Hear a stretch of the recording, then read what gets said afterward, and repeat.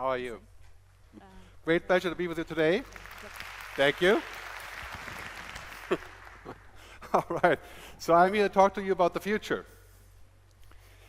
It is an interesting journey. I've been doing this for 15 years. I've spoken to many people about the future. And the last 5 years, the question I get all the time from people is, what's going to happen to humans when everything becomes technology? My main job is really quite simply described the best in this simple thing here. I don't predict the future, I observe the future. And this is a very big difference. I think this is also crucial for us in Europe, is to pay attention to what the future is saying. 5 years, 7 years, 10 years, not 50 years, not science fiction. And today I have prepared for you 12 observations and what I call foresights, not predictions. You may think that there are predictions, we can argue about that later.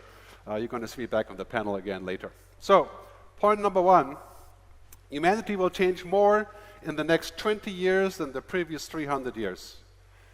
I mean, we've gone through a lot of things in our history, like the last 200 years, industrialization, World War II, the atomic bomb, the internet, the telephone, the television. But now, the stuff that we used to call science fiction is becoming real. The blockchain, human genome sequencing, CRISPR-Cas9, robotics, the switch to renewable energy. And this is all happening at the same time. And I tell you one thing, when you're looking at these things, you're saying, wow, this could be amazing, or it could be quite scary. And I think this is something a lot of people are saying, well, the future is likely to be bad. We have political problems, we have the wrong people in government, I will not comment any further. We will have robots taking over the world. It's funny, I speak to so many people about this, and the first thing they're saying, well, the future is likely to be very bad because the robots are coming, and first they will take our jobs, and then they will take our lives. But I think the future is better than we think. And I think this is really interesting for us to take a look at. I'll just give you some facts here that I think, it's going to be more like this, more sort of awesome rather than scary. A couple of very simple facts. I think in the next 20 years, technology will enable us to do some pretty mind-boggling things. Reverse food shortages, work on climate change, prevent diseases. I mean, these are all things coming into close possibility. The idea of changing the human genome to avoid diabetes. That's also a very scary thought, because what else could you be doing?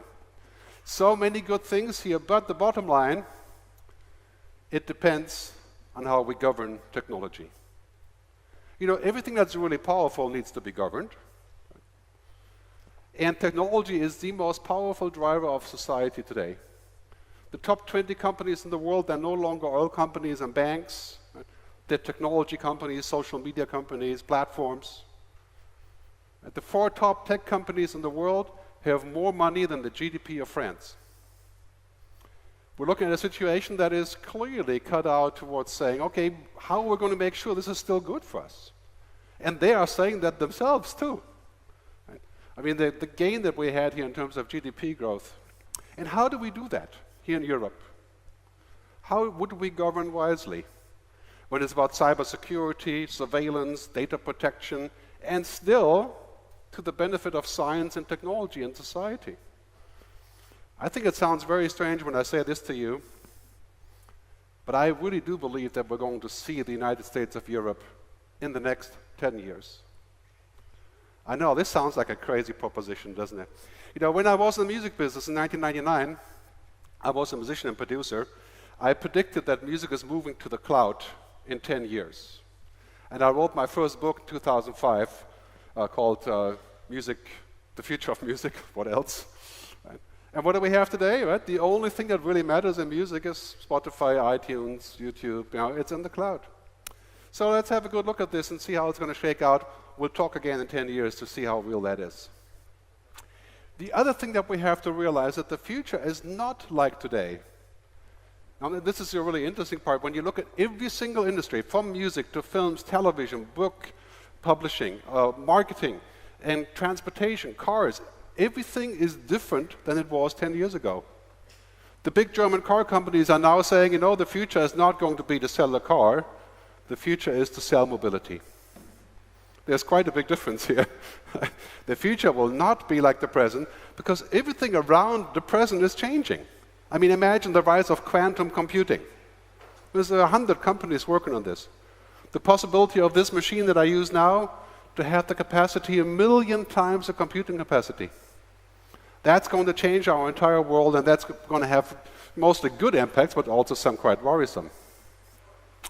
Here's one thing that's really hard for us as humans. Humans are not exponential. We learn one step after the other. We're organic, we're biological, thank God, but technology is exponential.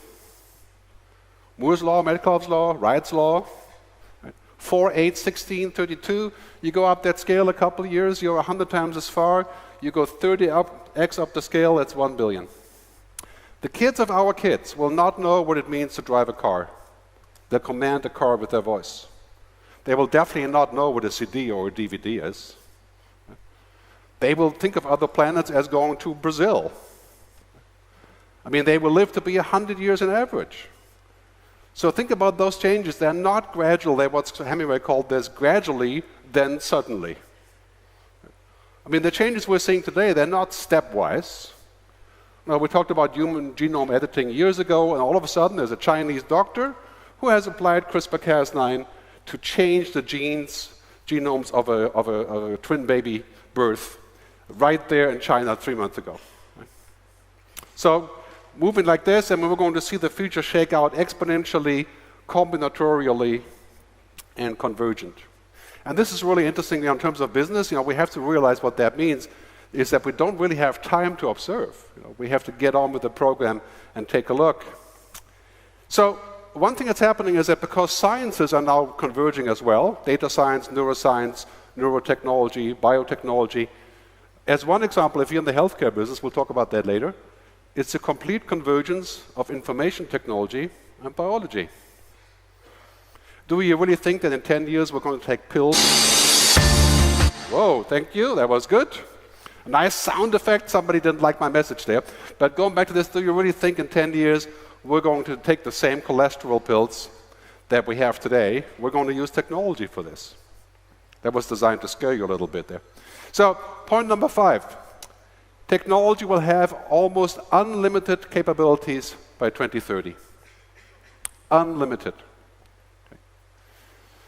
Quantum computing, 5G, you heard about 5G, of course right now that's mostly a promise, right? But data, computing, artificial intelligence, the Internet of Things, it's enough to make your head spin. I'll give you a short example of a reel I call science fiction is becoming science fact. That's where the music comes in. Be careful now. Oop, sorry. Yeah, the sound effects are really something else today. All right, so much for that.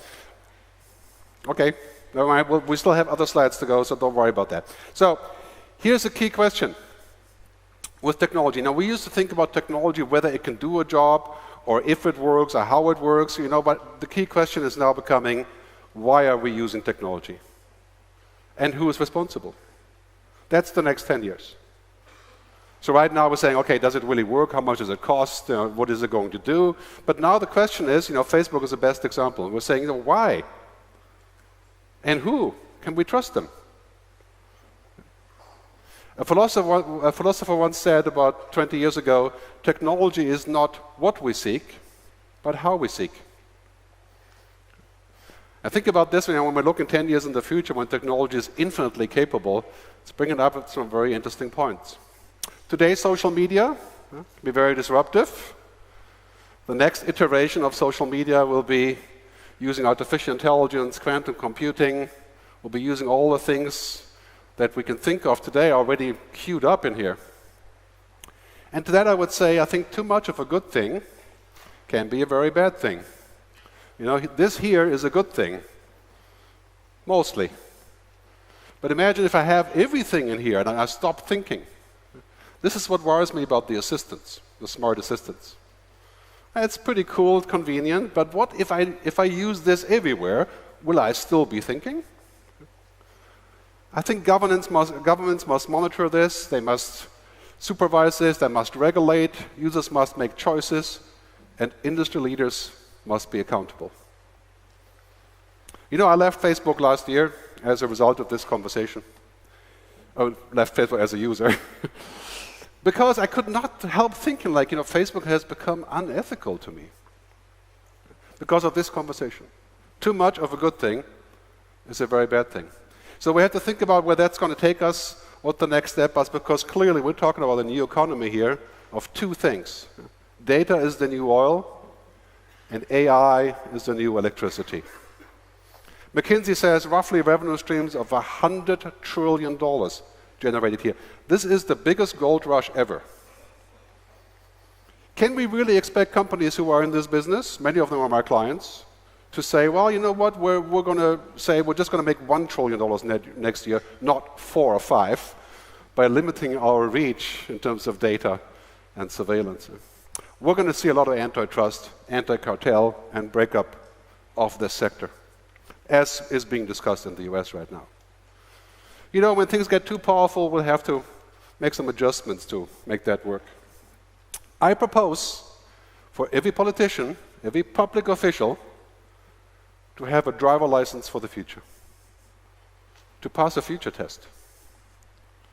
I think some of them may actually accomplish it, but many would fail. That's been my experience. But how do you understand the future? How do you make decisions about the future, about work, about the social system, about education, about AI for that matter? I mean, I live in Switzerland where we vote on everything. Can you imagine the average Swiss citizen getting a vote form that says, are you proposing that we're going to restrict artificial intelligence? Now, that would be a tough discussion to have. We're going to need some really, really wise politicians and leaders to help us with this, because technology does not solve our social problems. We can observe, if one thing we can observe the last 15 years, technology has made many social problems worse. Not better. It has made many other things better, right? But social issues, inequality. I mean, just witness San Francisco, where one IPO by Twitter created 2,500 millionaires. Imagine what kind of social consequences that has for the housing market, for example. I mean, that is going to be something that we have to think about. That brings me to surveillance capitalism. This is really what's happening today on the internet. Everything we do, everything you do on WhatsApp, everything you do on Google, everything you do on Facebook, everything you do everywhere is being monetized as data. In fact, Facebook only exists for that reason, to monetize our data. It's an AI that monetizes our data. And I think if the deal was clear, then of course I would say, oh, that's good, but this is really not sustainable. And I think it will not last, because we're going to end up here otherwise. So my food habits, my dietary habits, my driving, my dating, my DNA, everything in here, everything in the cloud, that could be really good if it was safe, but we have to think about what that means and where it's going. Social media, for example, is anything but social. I would say, in fact, it's become the opposite. Social media, if it wants to have a future, it has to leave this algorithmic trap behind. It has to rehumanize. It has to become human again. The best thing that social media can do is to hire humans for curation. Remember, again, technology is not what we seek, but how we seek. I don't seek happiness there. I seek it somewhere else. When human intelligence, HI, meets HI, machine intelligence, it's the end of business as we know it. And I say this in a good way, because what AI can do today is routine work, right? Machine work. What it can do in 50 years, we'll talk about that later. Right? But this is actually a good thing. I mean, think about all the things it can do. We're going to work with machines a lot more in our future. We're going to constantly have this debate about, how we're going to fit together. Right? And we're going to constantly have to figure out how we balance technology and humanity. And I'm saying this knowing that 90% of all these things are extremely good for us, not just economically, but also otherwise. But yet, we have to find this balance and define where it's going. Today, when we talk about AI, that's a big topic today, we're talking mostly about this, IA, right? Intelligent assistance.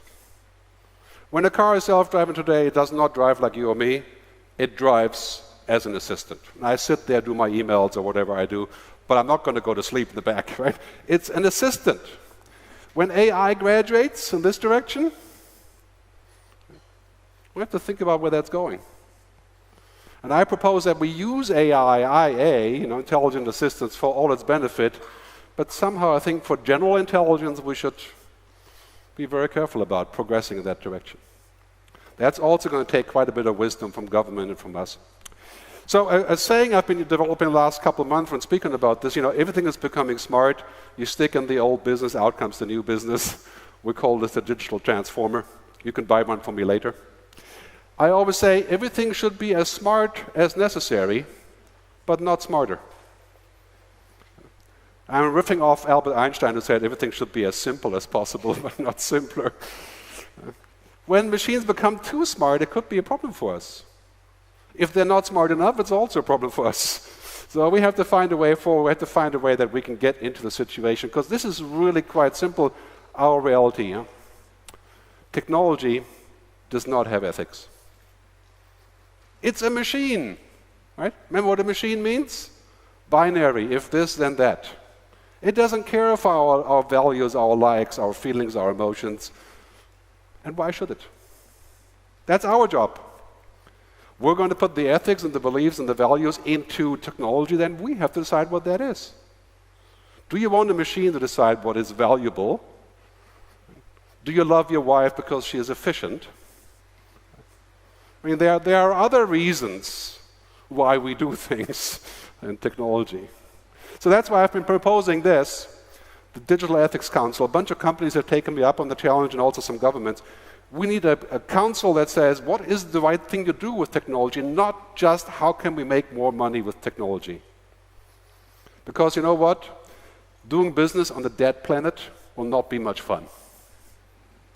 We have to think about what that means for us going forward, what ethics is, the difference between knowing what you have a right to do and what is the right thing to do.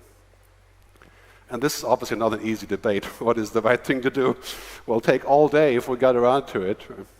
So I predict that every leading organization will have a chief ethics officer by the end of 2020, in a year. Every government, every city, every large company, think about what is good to do with technology and why.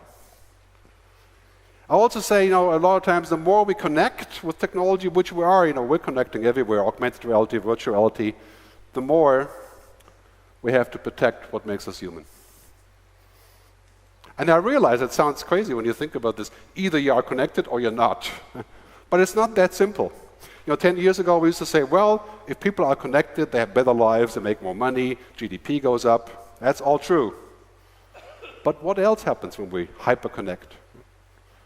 Do we develop holistic business models, the circular economy, sustainable behavior? So that will take a little bit of doing.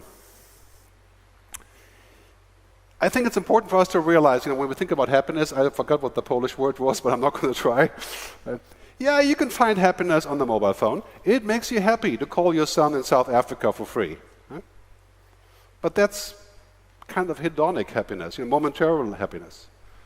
Other happiness is inside. We'll have to look at things like, does this make many people have more relationships with their phones than they have with people? Right? And virtual reality, will that make us happy when we can escape reality? We'll fall into the universe, into the forever slot. Social media makes us very happy because it's kind of like a drug. Right? Happiness is not a download. Trust isn't digital. I mean, if you're running a business, you know that this is not just about downloading trust and saying, yes, I trust you because, your tech is amazing. We're talking about relationships here. Humans work with relationships, engagements, feelings, beliefs, emotions. We don't work like a database. We use databases also. That becomes part of what we do. I'm going to wrap up and say that education is going to change dramatically. As a result, we need to pivot education because our human skills will become the future. Our human skills, when we look at technology today, this is what we're studying today, STEM, and that's probably a good idea. But in 10 years, do you really believe that a programmer will save the day? You think a machine can't program itself? Biology experiments cannot happen in the cloud? What's our real future as humans is to do the things that only humans can do. negotiation, creativity, discussion, emotion, emotional intelligence, the EQ, right? The emotional quotient. Best, of course, if you can have both in both worlds.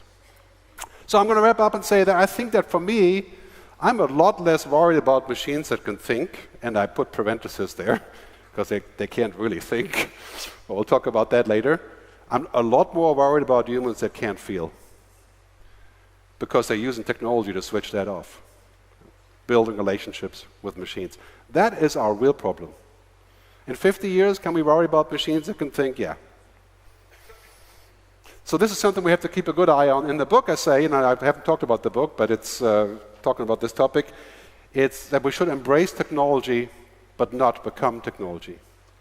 And I think that's a good motto for the future, both for us personally and also for our businesses. Thanks very much for listening.